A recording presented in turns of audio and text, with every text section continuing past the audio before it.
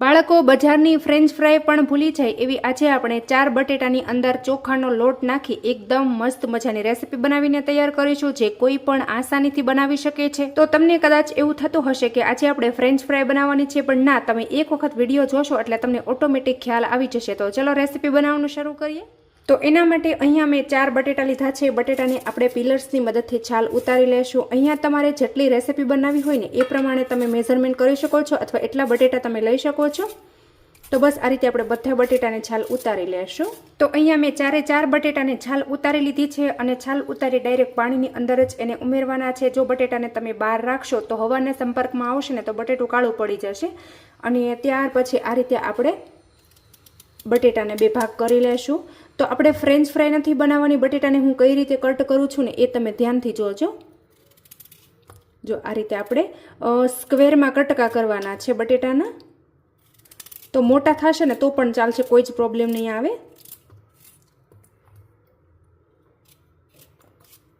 જોઈ શકો છો તમે કે હું કઈ રીતે કટકા કરું છું।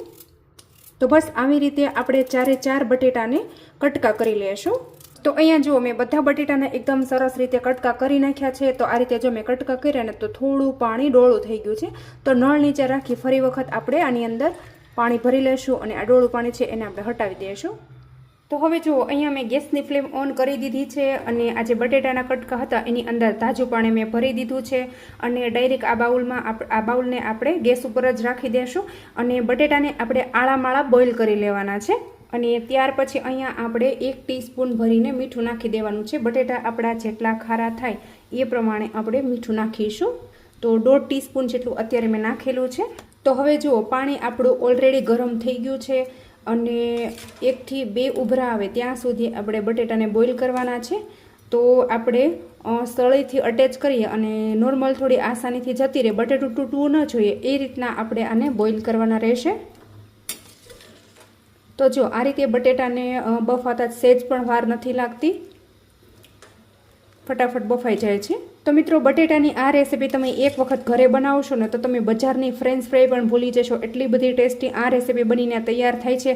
અને તમે એક વખત બનાવશો ને એટલે બાળકો વારંવાર બનાવવાની જીદ કરશે, એટલી બધી ટેસ્ટી બનીને તૈયાર થાય છે। અને વળી ઘરે તો એટલી હેલ્ધી પણ બને છે। બજારમાં તો ન જાણે કેવા તેલમાં તળેલી હોય છે કે કયો લોટ યુઝ કરેલો હોય છે, આપણને ખબર પણ નથી હોતી, પણ ઘરે તમે ખૂબ જ સસ્તામાં અને ચોખ્ખી ફ્રેશ બનાવી અને તૈયાર કરી શકો છો।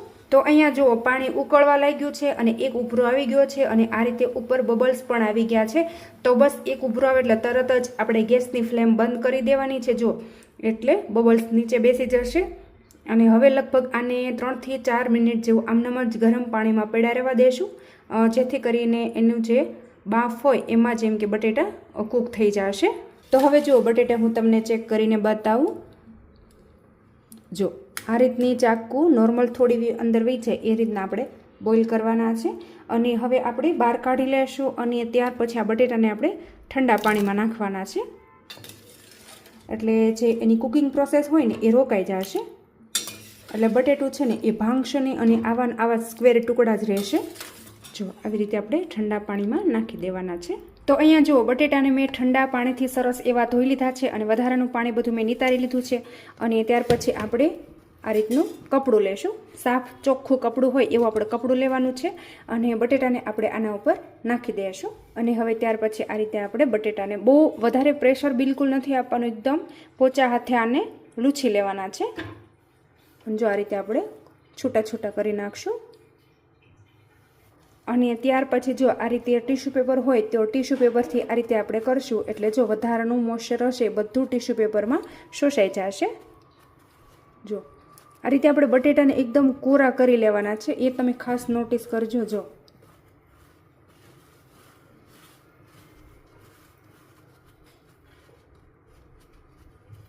જો પ્રોપર કોરા થઈ જવા જોઈએ બટેટા।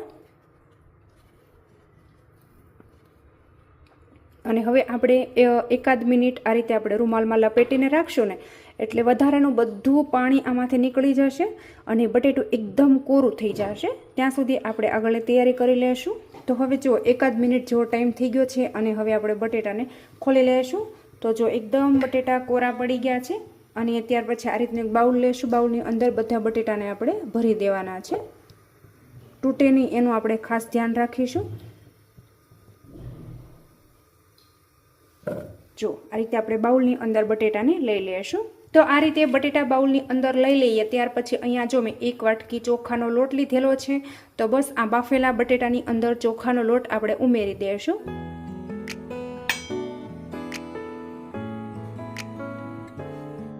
અને ત્યાર પછી આ રીતે આપણે મિક્સ કરીશું.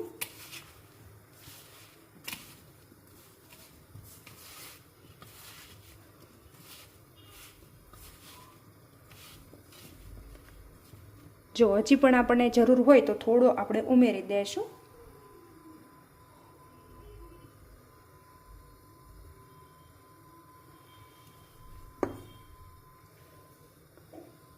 આ રીતે બધી બાજુ બટેટાને આપણે લોટથી કોટ કરી દેવાના છે. એક પણ બટેટું છે એ ખુલ્લું ના રહેવું જોઈએ, એ વાતનું આપણે ખાસ ધ્યાન રાખીશું. બસ હવે આને આપણે 5 મિનિટ માટે ફ્રીજમાં રાખી દઈશું. ફ્રીઝરમાં રાખી દઈએ તો પણ વાંધો નથી અને ફ્રીજમાં રાખી દો ને તો પણ વાંધો નથી. તો થોડીવાર હું આને 5-1 મિનિટ ફ્રીજની અંદર રાખી દઉં છું. તો મિત્રો અહીંયા તમે જોઈ શકો છો કે આપણા બટેટાના બટકા લોટથી પ્રોપર એવા કોટ થઈ ગયા છે. વધારાનો લોટ છે એ બધું આપણે કાઢી નાખવાનો છે. અને જો તમે જોઈ શકો છો કે હું તમને આ બટેટાના બટકાને બતાવું છું. તો જો તો બસ આ રીતે આપણે કરવાનું હતું. તો બસ આપણે હવે જઈશું ગેસ તરફ. તો હવે અહીંયા તેલ મેં ગેસ ઉપર પહેલેથી જ ગરમ કરવા માટે રાખી દીધું છે અને તેલ સરસ એવું ગરમ થઈ ગયું છે. અને ત્યાર પછી અહીંયા જે આપણા બટેટાના બટકા છે એમાંથી વધારાનો લોટ છે એ બધો આપણે કાઢી નાખવાનો છે. અને આ રીતે આપણે ઝારામાં લઈશું અને ધીરેથી આપણે ઉમેરવાના છે. જો આપણે હાથમાં લઈને ઉમેરશું ને તો દાજી જવાની શક્યતા રહેશે. એટલા માટે આ રીતે આપણે ઝારામાં લઈ અને એકદમ ધીમે ધીમે જ ઉમેરવાના છે. અને 1-8 મિનિટ આને આપણે પ્રોપર સેટ થઈ જવા દઈશું. સેટ થઈ જાય ને પછી આપણે એને હલાવીશું. તો અહીંયા જુઓ, જે આપણે સૌથી પહેલાં ઉમેરેલા બટકા છે એ સરસ એવા થઈ ગયા છે. તો બસ આમનામ જ આને આપણે કૂક થવા દઈશું. થોડા નોર્મલ સેટ થઈ જાય ને પછી આપણે આને જારો ઉડાડીશું. તો અહીંયા જો આ બટકા છે ને એકદમ મસ્ત મજાના પ્રોપર સેટ થઈ ગયા છે. તો અત્યારે મેં ગેસની ફ્લેમ છે એ હાઈ કરી દીધી છે અને હાઈ ફ્લેમ પર આપણે આ બટેટાના બટકા છે એને કૂક કરવાના છે. તો આને તળાતા થોડી વાર લાગશે. નોર્મલ આપણે બ્રાઉન કલર ના થાય ને ત્યાં સુધી આને આપણે તળી લેશું. તો અહીંયા તમે જોઈ શકો છો કે બટેટાના બટકા કેટલા મસ્ત મજાના હવે તળાવા આવ્યા છે. પણ હજી બ્રાઉન કલરના નથી થયા. લાગશે વાર પણ આવશે મજા. એટલે વિડીયોમાં તમે કન્ટિન્યુ બનાવી રહેજો. વિડીયો છોડીને ક્યાંય જતા નહીં. અને જો તમને વિડીયો સારો લાગે ને તો કોમેન્ટમાં તમારો રિપ્લાય પણ મને ચોક્કસથી આપી દેજો મિત્રો. તો હવે અહીંયા તમે જોઈ શકો છો કે જો આ રીતે જે બટેટાના બટકા હતા ને એ ઉપર આવી ગયા છે. મતલબ કે એકદમ સરસ પ્રોપર તળાઈ ગયા છે. તો આ રીતે આપણે ઝારામાં લઈશું. વધારાનું બધું તેલ છે એ આપણે નિતારી લેવાનું છે અને એક બાઉલની અંદર કાઢી લેશું. તો તમે જોશો કે કેટલું મસ્ત ક્રિસ્પી એનો અવાજ આવે છે, ખખડે છે. તો તમે ક્યારેય આ રીતે બટેટાની ફ્રેન્ચ ફ્રાય ના બનાવી હોય તો એક વખત આવી રીતે ચોક્કસથી ટ્રાય કરી જોજો. બાળકોને ખૂબ જ ભાવશે, સાથે મોટાઓને પણ ખૂબ જ ભાવશે. અને બટેટાની ફ્રેન્ચ ફ્રાયમાં કેવું થતું હોય છે કે આપણને ઊભી લાંબી સ્લાઇસ કરતાં ન ફાવતું હોય, કટ કરતાં ન ફાવતું હોય તો તમે આ રીતે બટેટાના બટકા કરી અને ફટાફટ કરી શકો છો. હવે બીજા જે બટેટાના બટકા છે એને પણ આપણે ઉમેરી દઈશું. તો હવે જો આવી રીતે આપણે એકદમ ધીરે ધીરે કેરફુલ રહીને આપણે ઉમેરવાના છે. જો આપણે બધા ફટાફટ નાખવા જઈશું ને તો તેલ છે ને એ બધી બાજુ ઉડશે અને દાજી જવાની શક્યતા રહેશે. જો આ રીતે આપણે બધી બાજુ ફેલાવી દઈશું અને ગેસની ફ્લેમ છે ને એ આપણે હાઈ જ રાખવાની છે. તો જુઓ તમે અહીંયા જોઈ શકો છો કે એકદમ મસ્ત મજાની બટેટાના બટકાની ફ્રેન્ચ ફ્રાય બની અને તૈયાર થઈ ગઈ છે. તો એનો હું તમને અવાજ પણ સંભળાવું કે કેટલી ક્રિસ્પી બની છે. જો અને હવે આને આપણે એકદમ ચટપટી બનાવવા માટે થોડો આપણે મસાલો છાંટી દઈશું અને પછી તમે આને સોસ સાથે એન્જોય કરી શકો છો.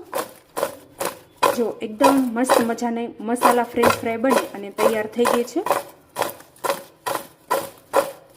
તો અહીંયા મેં સોસ લીધેલો છે તો હું તમને સોસ સાથે એનો ટેસ્ટ કરીને બતાવું કે કેવી બની છે.